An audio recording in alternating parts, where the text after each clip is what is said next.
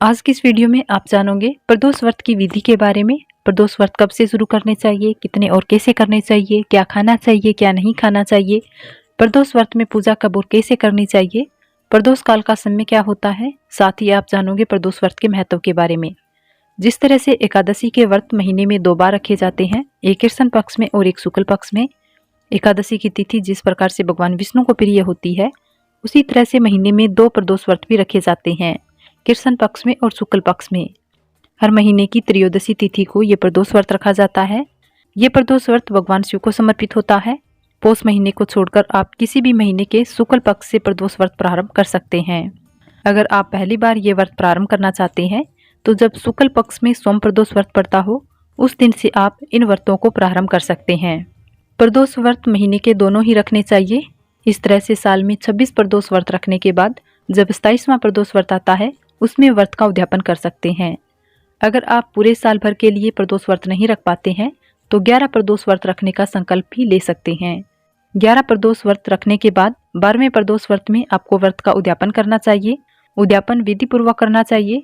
सबसे पहले प्रदोष व्रत चंद्रमा ने किया था, जब चंद्रमा को क्षय रोग हो गया था। तब इस रोग के निवारण के लिए उन्होंने प्रदोष व्रत रखकर प्रदोष काल में भगवान शिव की पूजा अर्चना की थी। प्रदोष काल का समय सूर्यास्त से 45 मिनट पहले और 45 मिनट बाद का होता है। हर व्रत में यानी भगवान शिव से संबंधित व्रत होता है, उसमें खास तौर पर प्रदोष व्रत के दिन आपको प्रदोष काल में ही भगवान शिव की पूजा आराधना पूरी श्रद्धा भाव से करनी चाहिए। प्रदोष काल के समय भगवान शिव बहुत अधिक प्रसन्न मुद्रा में होते हैं, तांडव कर रहे होते हैं। ऐसे समय में अगर भक्त उन्हें पुकारते हैं तो उनकी सारी मनोकामनाएं भगवान शिव बहुत जल्द ही पूरी कर देते हैं। सप्ताह के 7 दिनों के नाम पर ही प्रदोष व्रत के नाम रखे गए हैं। सभी व्रतों का महत्व अलग अलग होता है, उनका फल भी अलग अलग होता है, लेकिन पूजा विधि सबकी एक समान होती है। प्रदोष काल का समय मौसम के अनुसार बदल जाता है। इस प्रकार से आपको जब भी व्रत रखना हो, उस दिन के सूर्यास्त के समय के बारे में आपको जरूर पता होना चाहिए। रविवार को जो प्रदोष व्रत है उसे रवि प्रदोष व्रत या भानु प्रदोष व्रत कहते हैं।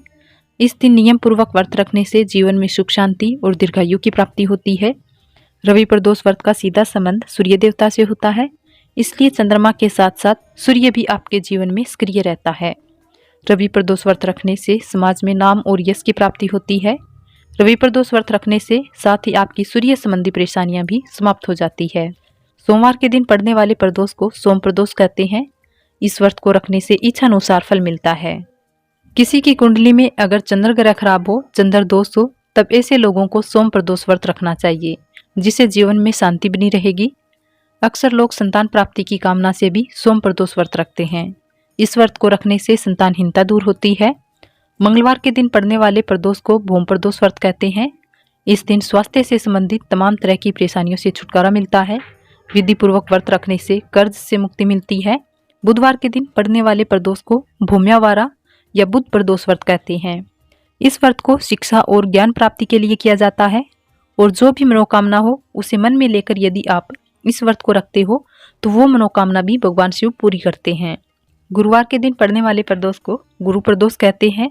अगर आपकी कुंडली में बृहस्पति ग्रह नीच भाव में हो, अशुभ प्रभाव में रहा हो, ऐसी स्थिति में परिवार में कलह कलेश रहता है और पितर भी नाराज रहते हैं।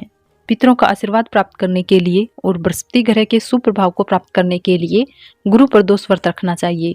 अक्सर ये प्रदोष व्रत शत्रु और खतरों के नाश के लिए भी किया जाता है। यदि आपके आसपास आपके विरोधी बहुत ज्यादा आपको परेशान करते हो, तब आपको गुरु प्रदोष व्रत रखना चाहिए। शिक्षा प्रतियोगिता से जुड़े हुए लोगों को हर काम में सफलता प्राप्त करने के लिए भी इस व्रत को रखना चाहिए। शुक्रवार के दिन पड़ने वाले प्रदोष को शुक्र प्रदोष व्रत या फिर रघुवारा प्रदोष व्रत कहते हैं।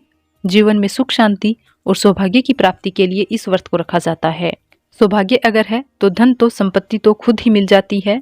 शुक्र प्रदोष व्रत रखने से जीवन में हर काम में सफलता भी मिलती है। शनि प्रदोष व्रत जो कि शनिवार के दिन आता है, इस व्रत को रखने से योग्य और सौभाग्यशाली पुत्र की प्राप्ति होती है। अक्सर लोग इसे शनि देव की कृपा पाने के लिए भी रखते हैं। शनि प्रदोष व्रत रखने से भोलेनाथ के साथ ही शनि देव की कृपा भी प्राप्त हो जाती है।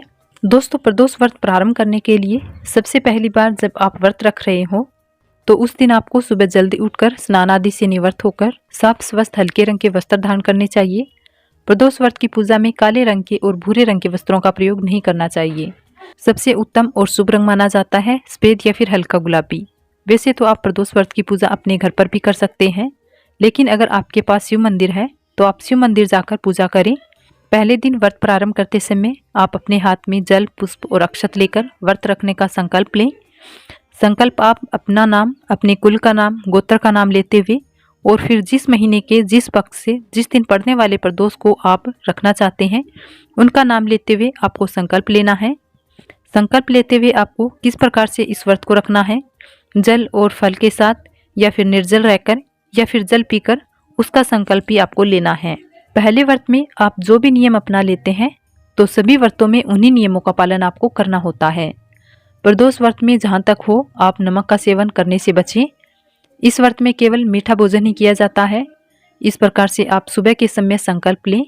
जो मनोकामना आपके मन में है उसे भगवान शिव से प्रार्थना करें कि जल्दी ही पूर्ण हो जाए और संकल्पित जल को भगवान शिव के चरणों में अर्पित कर देना चाहिए।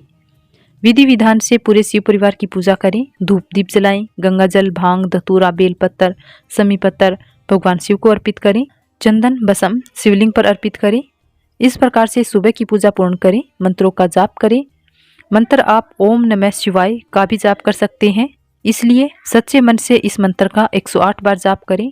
जाप करने के बाद प्रतिकथा जरूर पढ़ें या सुनें।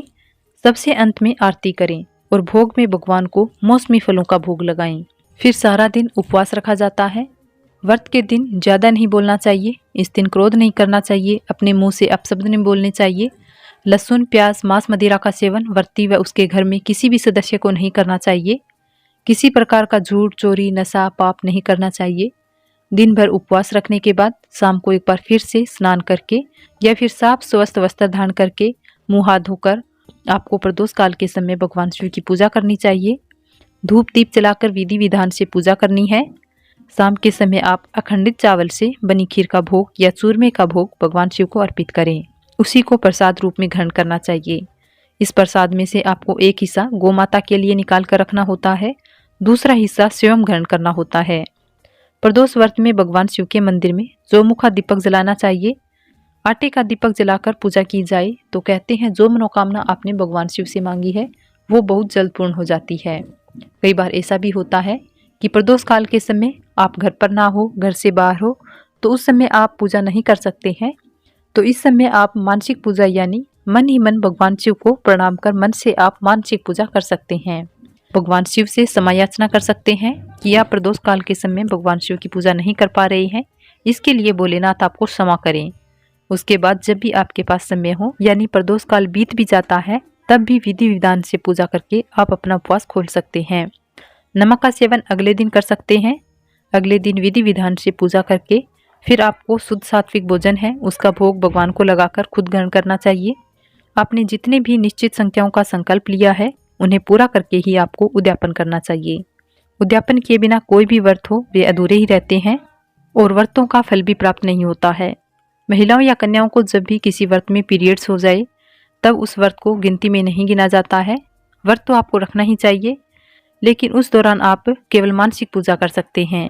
किसी भी पूजन सामग्री को नहीं छूना चाहिए। मन ही मन आप मंत्रों का जाप करें, कथा सुने। इस प्रकार से आप व्रत को पूरा कर सकती हैं। बहुत ज़्यादा आपको लगता है कि आप व्रत रखने की स्थिति में नहीं हैं, तभी आपको व्रत छोड़ना चाहिए और फिर आने वाले प्रदोष व्रत होते हैं उन्हें शुद्ध अवस्था में आपको जितनी संख्या का संकल्प लिया है उन्हें पूरा करने के बाद ही उद्यापन करना चाहिए। प्रदोष व्रत में सामर्थ्य अनुसार दान अवश्य करना चाहिए। प्रदोष काल की पूजा में भगवान शिव को अबीर गुलाल अर्पित करना चाहिए। एक मुट्ठी हरे मूंग भगवान शिव को और एक मुट्ठी हरे मूंग नंदी जी को अर्पित करने चाहिए। प्रदोष व्रत में पूरे शिव परिवार की पूजा का विधान है।